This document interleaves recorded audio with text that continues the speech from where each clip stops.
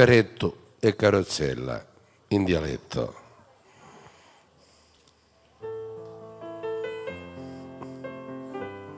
Un vecchio ricordo che mai si cancella, però meno male che c'è Torre Bella.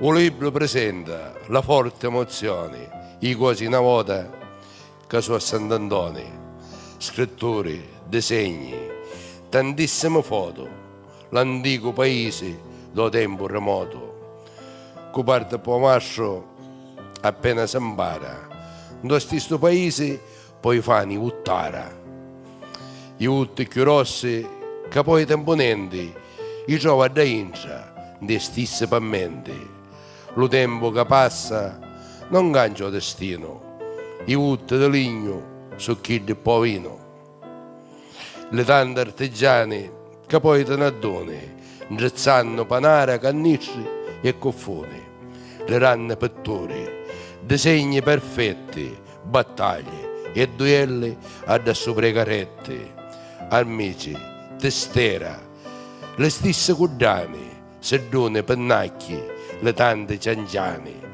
travagli pesanti, l'antichi mestieri, di notte, di giorno, ci sui caratteri, l'uomo portello, appisolato, appena che scura, utena addomato, cavallo, cammina, si mangia osciatone, lo carattere che canta canzone, da sotto a da sole, cavallo caciotta, lo scruscio dei roti e corpo di zotta.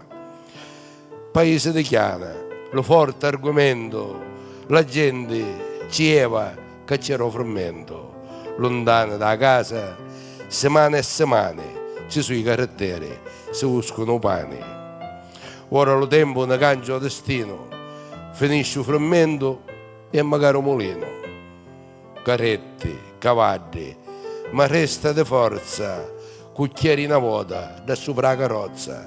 Davanti la chiesa parata a chierosi, arriva la carrozza, aspetta le spose, i robe dell'osso, la tanta eleganza, ritorno al passato, l'antica usanza.